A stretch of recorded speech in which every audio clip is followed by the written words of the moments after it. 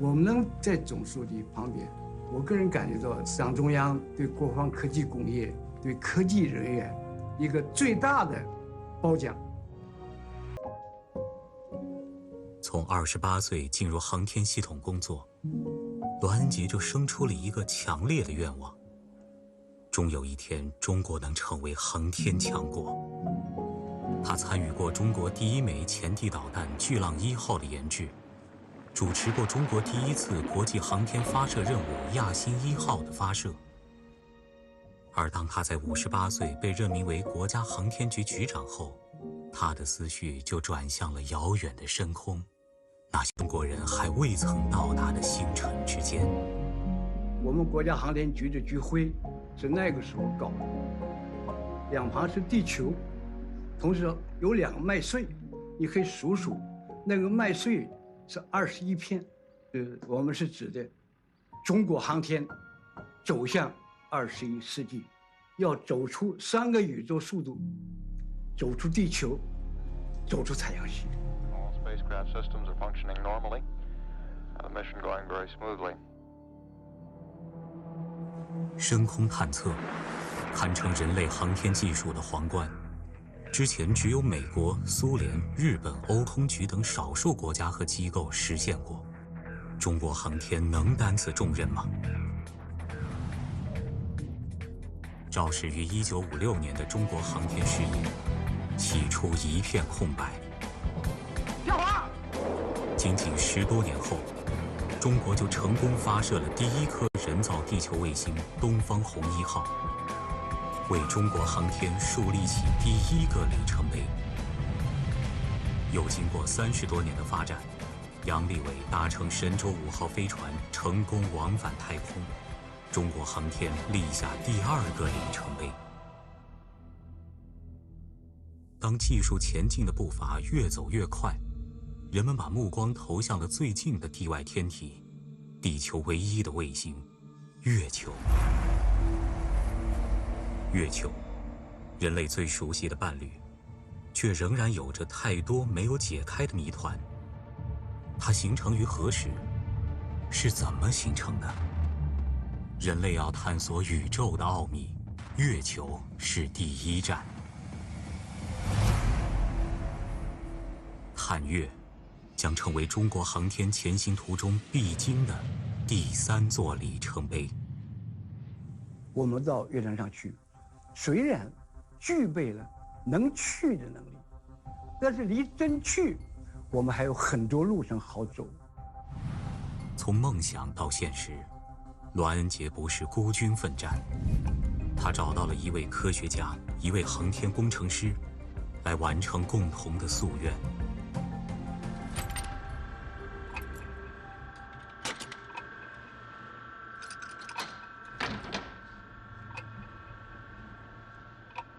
欧阳自远，中国最早研究陨石和月壤的科学家之一，天体化学与地球化学家。早在1978年，美国曾送来1克月岩，对他进行研究的就是欧阳自远团队。我说只用0.5克，剩下0.5克保存下来，全面解剖这块石头。最后我们的团队一共发表了14篇论文，就这0.5克。区区0.5克样本拥有的科学信息非常有限，欧阳自远一直渴望中国能自己到月球上去。当栾恩杰找他商议中国探月工程时，欧阳自远给出了酝酿已久的科学目标。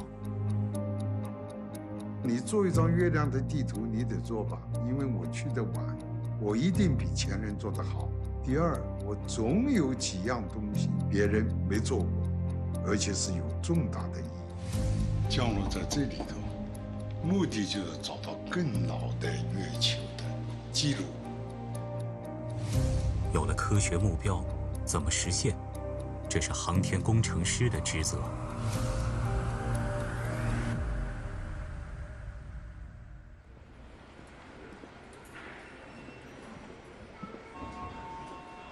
先是央视给您做采访，好，然后之后会有那个。在栾恩杰心里，总设计师的第一人选就是孙家栋。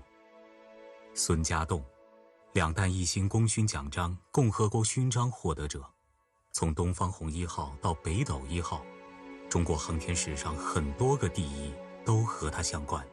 孙家栋同志，我的老首长，在我心里面很有威望的老同志，我把他请来，说我来负责没问题，我说这你放心，我跑不掉，但是我一定找你做董事。这是非常大的一件事情，因为航天它不仅仅光是为了围绕地球转，要怎么样进入深空。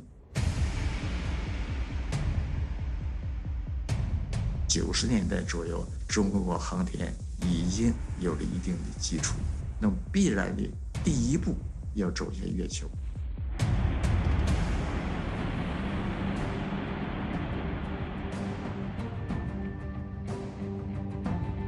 所以孙家栋一句名言嘛，去不了月亮，我负责，他负责。到了月亮，你看什么，拿什么，干什么，欧阳啊，这是你的事儿。所以我们简直就是一个心眼的，是抛开了一切个人的，完成国家的使命。谁说向往远方是年轻人的专属？三位老人对遥远星辰的渴望一拍即合，在共同的心愿和热烈的讨论中，一幅关于未来的蓝图很快出现雏形。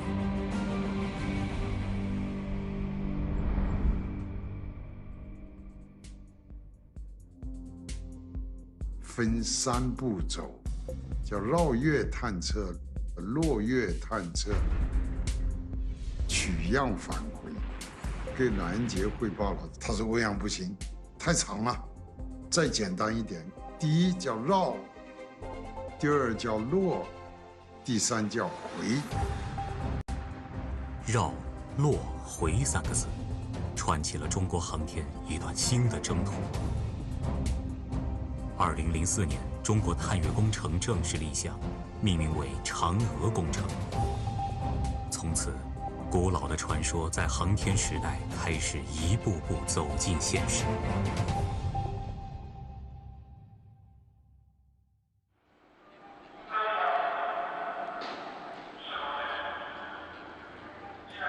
2020年11月，中国探月工程第3步即将启程。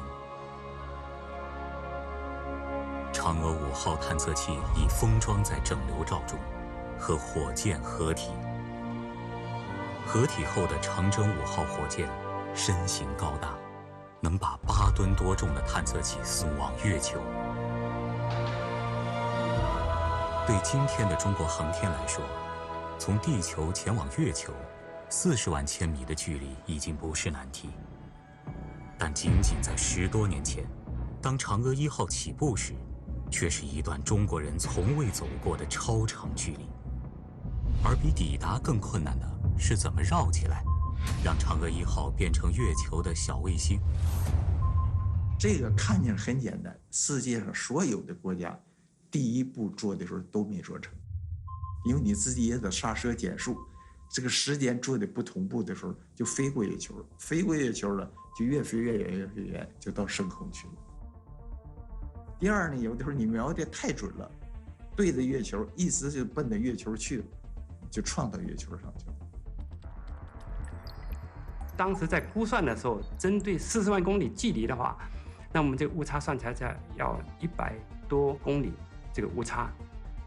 那个时候呢，就遇到一个难题，我们卫星的发射功率不能增加了，地面的接收信号的强度不够，天线口径最大是12，怎么办？刹车的时机，轨道的计算，测控的精准，任何微小的偏差都会导致绕月失败。为了飞抵月球，整个工程涉及几十项技术攻关，上百家科研院所。70多岁的孙家栋和60多岁的栾恩杰在全国各地四处奔走，不放过每一处细节。当时总工程师孙家栋院士，到我们这边蹲点，早上4、5点钟5月份，我还记得，他就拿一个小凳子在门口等，坐在那得看我们弄。栾玉杰几乎是每一个载荷就花很长的时间，他来质疑，逐条的问啊，有的时候真是啊，我们这绞尽脑汁，哎呀，回答这个问题，我们觉得这些问题有的我们还没有考虑到。那我对他们也不客气啊，什么时候就完成的进度，必须就完，什么时候该做的必须给我做，做到什么程度的必须做到程度。有一个单位1分钱没有的时候，他已经开始工作了，他花了2000万，可是那时候我批还没批呢，活已经干了，就是我们嫦娥1号这个队伍，大量的都是先期启动，自己负责。没有经验，也没有退路，千头万绪的大工程，每一个环节几乎都是全新的挑战。上万科研人员全力以赴，只为开启一段新的征途。我的目标唯一，中国人去，我就是扔个铁筷子，你只要中国人去了，这就是我的目标。1分钟准备。 2007年10月24日晚上6点，中国人走向深空的第一步即将点燃。40秒。在此之前，人类100多次月球探测活动，成功的只有1半左右，很多国家的第一次都以失败告终。栾恩杰说，他做好了失败的准备。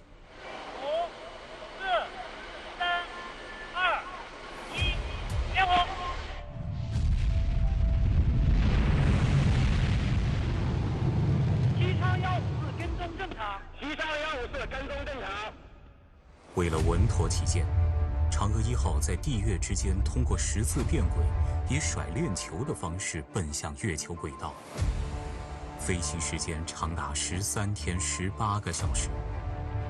各号注意，根据网测数据监视报告。11月5日，嫦娥1号来到月球轨道附近，关键的刹车时刻即将来临。就是快到月球了这个关键的时候，我心里简直蹦蹦跳的，害怕呀，手心都冒汗呐。最后向我们报告说，现在嫦娥1号被抓住了，全场鼓掌啊！我抱着孙道忠2个老头都哭了。中国嫦娥工程可以说挂了一个惊叹号。 中国人首次探月就获得了辉煌的成就。自主创新的思想在嫦娥的工程起到决定性的作用。这积压已久的热情和感怀，也许不能用3年来计算，而是30年、50年，甚至是100年。2007年11月20日晚上8点。 中国第一次接收到了来自月球的科学数据。6天后，中国国家航天局正式公布嫦娥1号卫星传回的第1幅月面图像。你为什么激动？就是因为是我们工程上的一个台阶，是我们重大的一个突破，在我们那个时候的水平下，达到了国际水平，非常的高兴、欣慰，为祖国自豪。 它的意义不是说完成了1号，不是，我们以后可能遇到很多困难，但是它在历史上里程碑的意义已经形成。中国从探月1号开始，我们进入了一个深空探测的时代。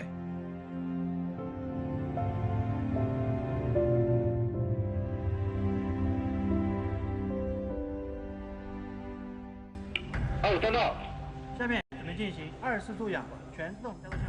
西昌卫星发射中心，新的发射任务即将开始。准备工作一如既往，严谨而流畅。同步关闭。24度氧加速技术测量。同步关闭。位于大凉山山谷的西昌，自古就有越城的雅号。巧合的是，这里也是中国探月工程发射任务的起始之地。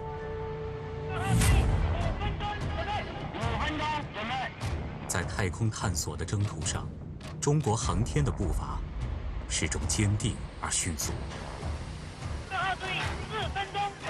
2010年，西昌又迎来了嫦娥1号的姊妹星嫦娥2号。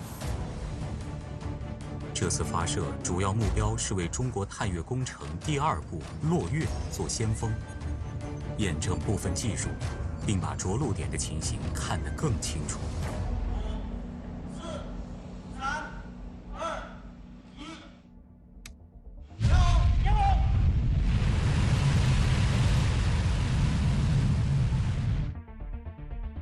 这一次，火箭把嫦娥2号直接送入地月轨道。5天后，嫦娥2号成功被月球捕获。接下来的任务是拍摄红湾区。红湾，未来嫦娥3号的预定着陆区。高分辨率的月面图为后续的着陆提供了最基本的保障。之后，调轨，拍摄中国人的第2幅全月图。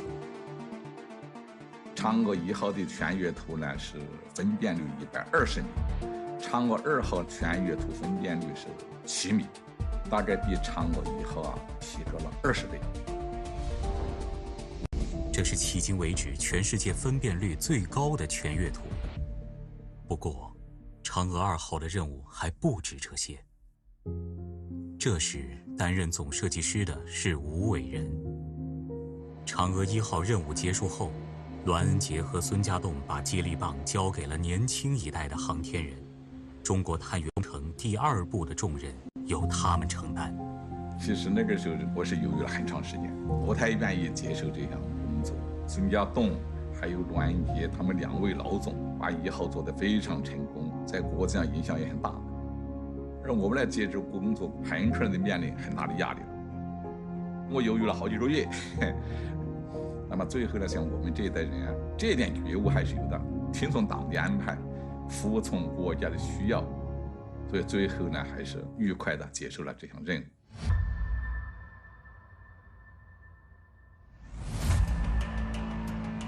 作为航天通信领域的专家，吴伟仁早在上世纪80年代就致力于突破深空测控技术的瓶颈。就把基础研究又是基础。又是科学。当人们探讨嫦娥2号具体方案时，吴伟仁认为应该在嫦娥1号绕月的基础上再向前走一步。1号已经做得很好了，2号一定要创新。那么怎么个创新法？光探月还不行，必须还要进一步开展更远的深空探测。离开月球后，嫦娥2号前往具有重要天文学意义的日地拉格朗日2点。此时，已距离地球约150万千米。之后，嫦娥2号又盯住了编号4179的小行星图塔第4。这个星轨道是不确定的，这么进行测算推算，最后我们是在700万公里的地方要进行交汇。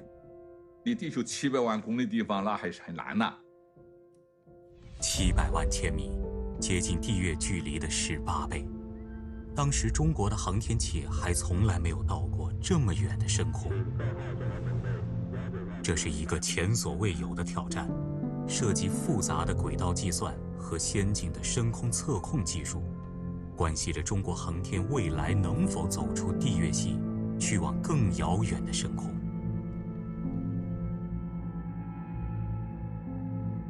当嫦娥2号飞向深空时，中国东北的佳木斯，一个全新的深空站刚刚完成基建。密林环绕的山谷间，树立起了66米的大天线。这是当时亚洲口径最大、接收灵敏度最高的测控天线。有点秀12年的时候，窝已经立起来了。5月以后，设备陆陆续续进场，然后就开始执行嫦娥2号的拓展任务。就边执行任务边安装联试，还是挺紧张的。临海下行状态切换完毕，遥测信号正常。航天器飞出地球后，如同汪洋大海中的一叶小舟，深空测控网就是遥远的灯塔，为航天器校准方向。在佳木斯深空站的指引下，嫦娥2号距离图塔蒂斯小行星越来越近，面临的危险也越来越高。嫦娥说要撞到这小行星上，你什么结果也没有，我们的卫星肯定会损坏，然后呢，小行星可能把它撞偏了。有人说，这就如同用步枪打一只10千米外飞行中的蚊子，失之毫厘，谬以千里。必须保证嫦娥2号的飞行轨道精确可控。那这个时候我们的作用就很大，比如说它轨道偏了，或者是说预定的这些指令执行不了了。因为我口径大，我功率强，它即使偏了一些，它也能收到我这个信号。临海下行状态切换完毕，临海探测器双补完成。2012年12月13日，嫦娥2号与图塔蒂斯小行星擦身而过，相隔只有3000米。短暂的相遇，瞬间的回眸，留下了中国航天史上值得铭记的一刻。这是我们国家第一次这么精确的观测到了这么一个小行星。看到这个图像过后，大家都非常高兴啊！那有的都是激动的直掉眼泪。我们用一个卫星实现了3个任务的探测，就是实现了1探3。这个国家省了火箭，省了卫星，所以国际上就说啊，中国人把嫦娥2号的发挥到了极致。直到今天，嫦娥2号还在深空中遨游。也许有一天，它会再次来到地球附近。嫦娥2号的远行验证了中国的深空测控能力。曾经困扰栾恩杰和孙家栋的难题，短短数年间就有了重大突破。中国探月工程的第2步落月开始进入关键时刻。3、2不动。自幼热爱星空的贾洋，在大学毕业后如愿以偿成为航天工程师，但他没想到过去10多年里，他的主要任务是造车。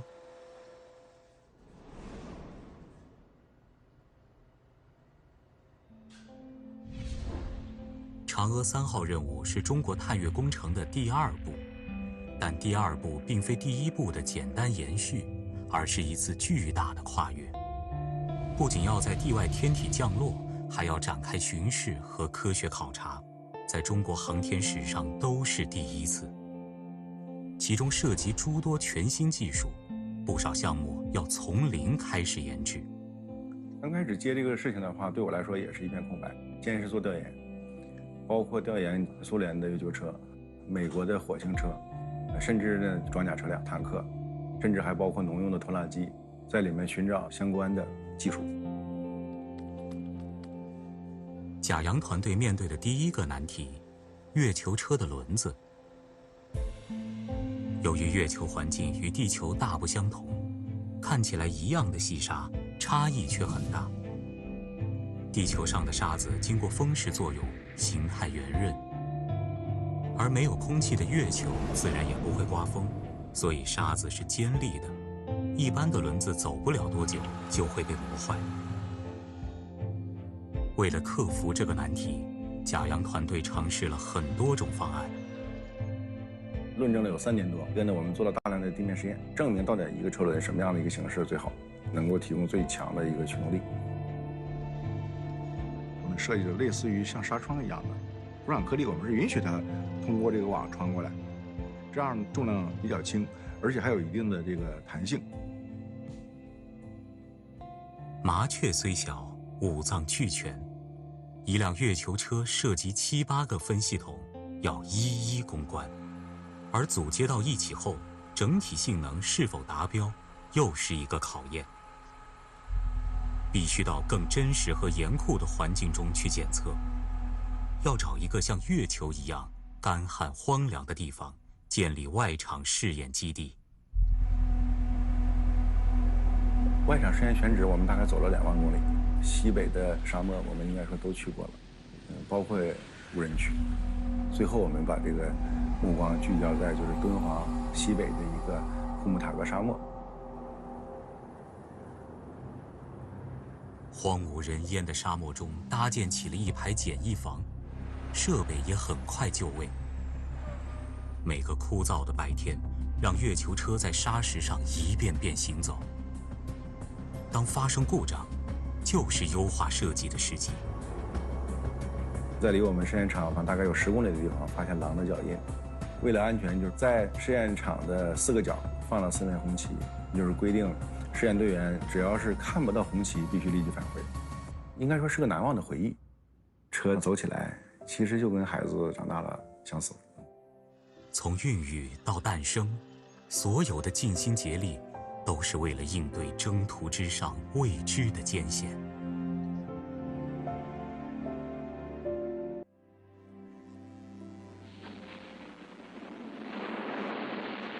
这是1966年，人类历史上第一次成功实现月面软着陆。苏联月球9号着陆前探出气囊，在月面弹跳，保护着陆舱的安全。这是在连续失败了11次之后来之不易的成功。而美国在阿波罗载人登月之前，为了突破月面软着陆技术，也经历过6次失败。在地外天体软着陆是航天技术高难度的挑战，也是深空探测绕不过去的关口。承担中国第一次月面软着陆任务的嫦娥3号探测器，从立项之初就被这个难题深深困扰。因为我们过去没有在地外天体着陆过，所以我当时感觉到压力很大。怎么样保证它能够平稳的、安全的在月球翻抽？我们的整个方案都围绕这一个。地外天体着陆，关键是减速。为此，人们设想过多种方式：气囊、空中吊车、着陆腿。3种方案中，气囊会限制着陆器的重量，吊车技术过于复杂。中国决定采用着陆腿降落，但这个方案带来了很多棘手的问题。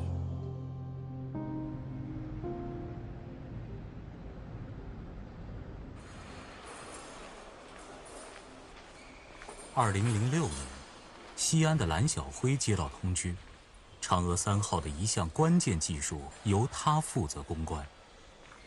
之前他的主业是火箭发动机，和探测器是不同的系统。而这次之所以选中他，是因为着陆腿降落的方案中，减速必须使用发动机。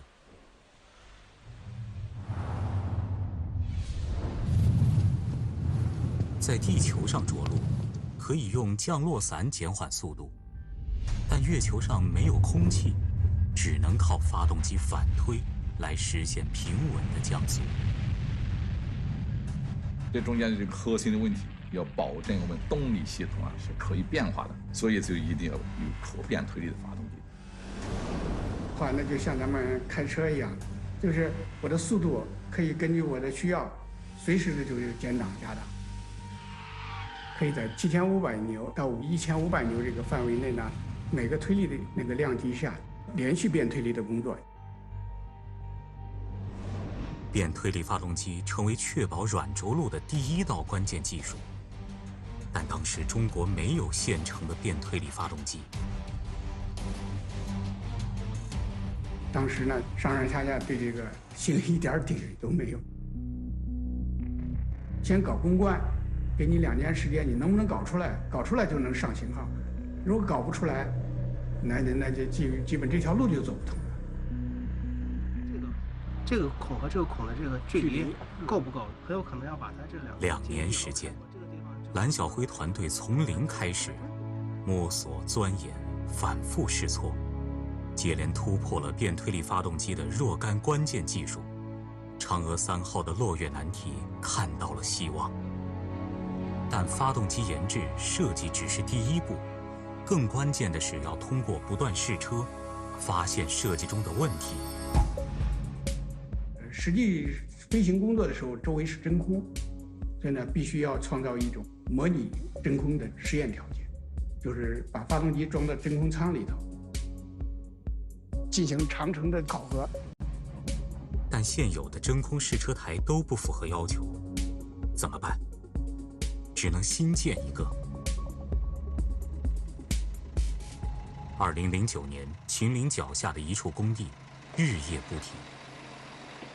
距离嫦娥3号预定发射时间只有4年了，负责试车台建设的团队一天都不敢耽误。在7500是400帕，在1500牛的时候，里边要达到怎么样？100帕。09年的4月份批复，给我们要求啊，09年的9月份就要建成，要投产，技术难度非常大。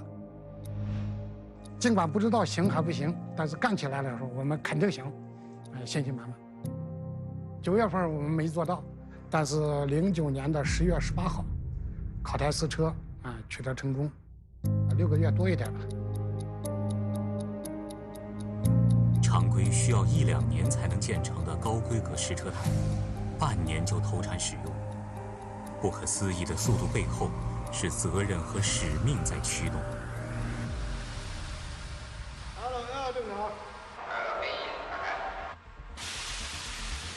9号启动程序，12号启动程序。20秒。1400。发动机的这个研制过程呢，它就是要不断的理论实践，也是经过了很多的挫折。最艰难的时候，10秒就烧了，烧过4-5台。就每一次试完以后，赶紧对结果进行这个分析，再不断的去迭代改进。反反复复，经过50多次试车，变推力发动机技术终于得以突破，月面软着陆有了最关键的第1重保障，但还远远不够。即便有反推力发动机让探测器平稳降速，但最后落下的阶段仍有危险。那如果降到坑里面就麻烦了，那肯定就翻车。当年苏联几乎是盲降，碰运气，所以他多次失败。怎么才能让探测器睁着眼睛落下去呢？人们使用了多重保险装置，如同4位视力绝佳的侦察员，在降落过程中接力观察地面，寻找平整的着陆点。4位侦察员中最后一位，任务最艰巨。这时距离月表只有100米了，嫦娥3号会悬停片刻，让侦察员最后勘察一番。悬停在那儿在找这个着陆区怎么样，有没有石头，有没有小山包。要找出0.2米高度的石头或者坑，要求是必须要就是20公分的石头和坑都要给它剔除掉。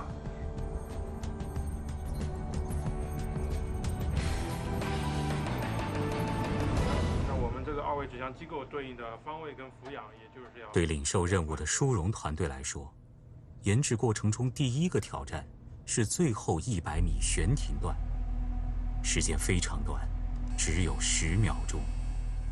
然后这个在动10秒钟，那你可以工作3次，每次3秒，这3次机会，3次如果你得不到正确的数据，它就盲降，不管37-21，燃料也撑不住了，就该降了。天上工作也没问题，当时也就看那个运动部件。究竟用什么方法，咱们自己其实都不知道，大家都不太清楚。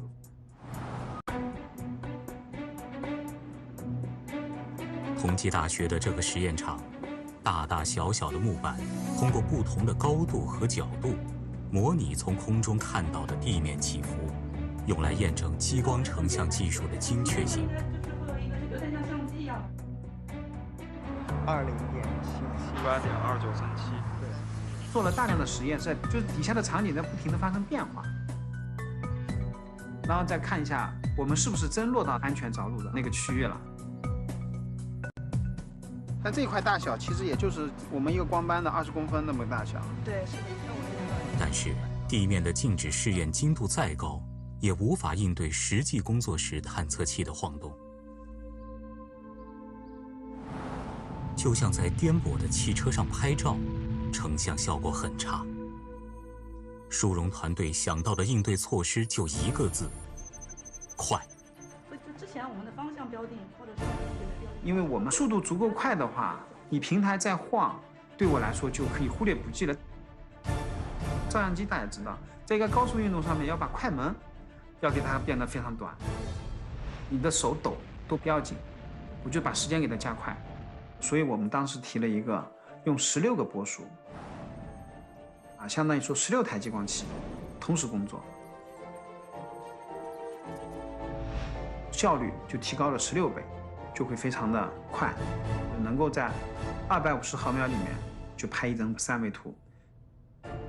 我们当时也就15个人，用了大概4年的时间，干了这么多年，其实就为了最后几秒，然后呢就得到一幅图。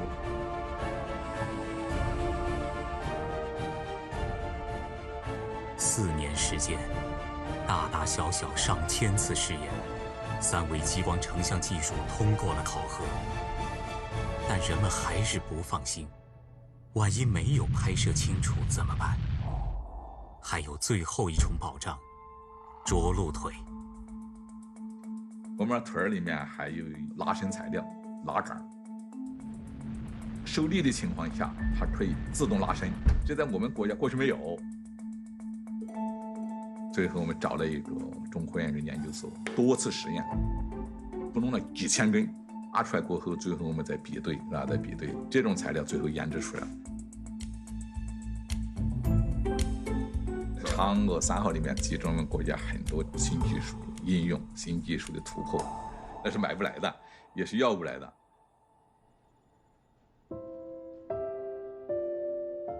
从第一辆月球车到软着陆技术的多个环节，突破和创新几乎贯穿研制的全过程。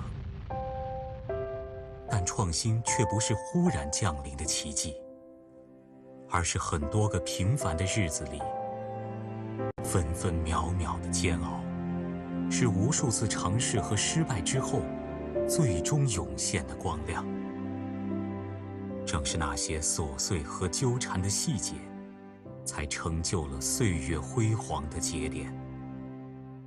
6、5、4、3、2、1，点火！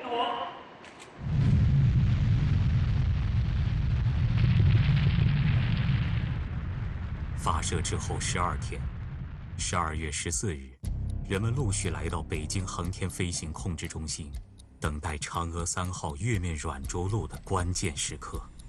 吴大总务人进了大厅就在找我，说殊荣在哪？他说我们跑了38万公里，最后那100米就靠你了。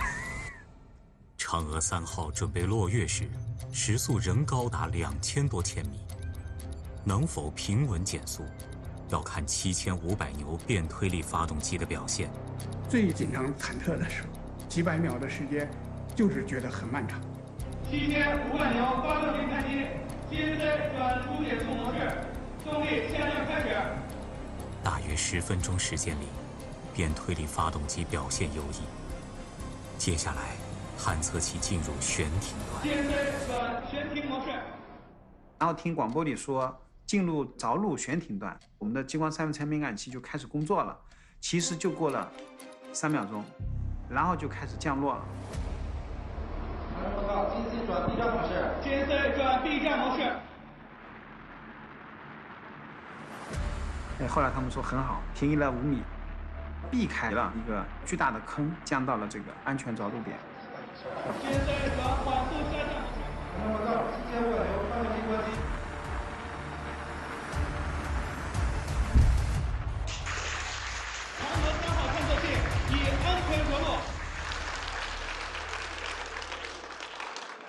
这一落，让中国成为世界上第3个掌握月面软着陆技术的国家。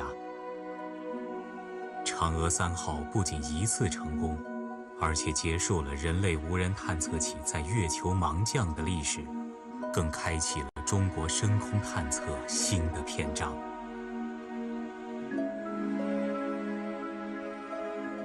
这是中国第1辆月球车玉兔1号登陆月面时的景象，如同好奇的孩子，小心翼翼地探索着陌生的世界。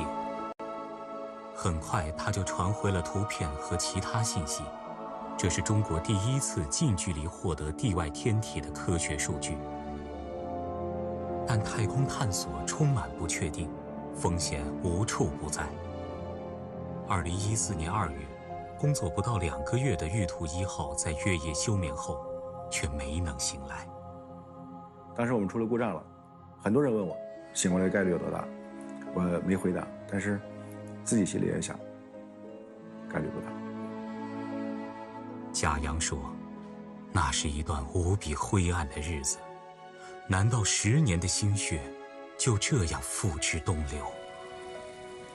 深空网的工作人员却没有放弃，佳木斯深空站的大天线一遍遍呼唤着玉兔，2天2夜，不眠不休，终于收到了一丝微弱的回声。正好情人节那个时候，2月14号，刚开始收到了它的载波信号，就是啊，但是没有内容。然后又过了一段时间之后的话，下来的遥测竟然基本上还是正常的，我们发现它还很健康。那个时候的感觉，引用杜甫那个诗啊，剑外忽传收蓟北，初闻涕泪满衣裳，却看妻子愁何在，漫卷诗书喜欲狂。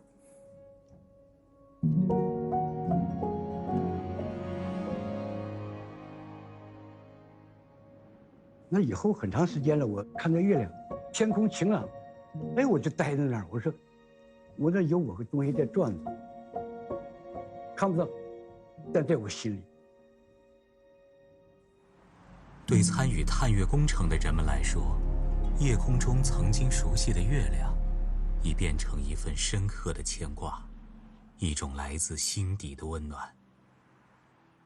如果说有一种爱可以超越渺小的自我，那么再远的征途也不再困惑。所有付出都是喜悦，所有等待都是值得。我愿变成一颗恒星，守护海底的蜂蜜。It's my dream, it's magic， 照亮你的心。To your eyes， 有多远的距离？穿过人海，别停下来，趁现在还有期待。每当你向我走来，告诉我星辰大海。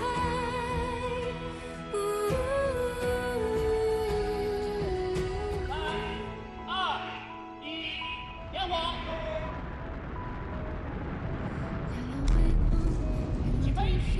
盛开在黎明，从我爱有多远的距离？穿过人海，陪你下来，趁现在还有期待。每当你向我走来，告诉我星辰大海。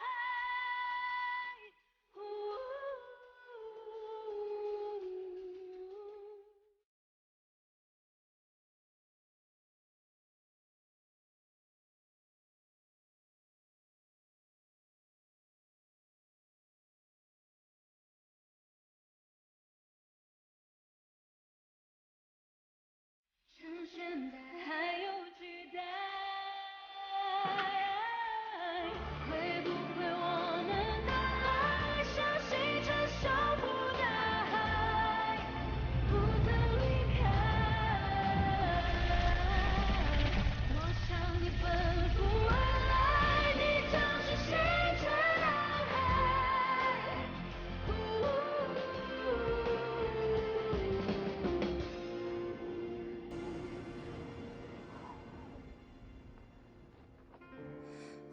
眼中炽热的恒星，长夜里战火前行。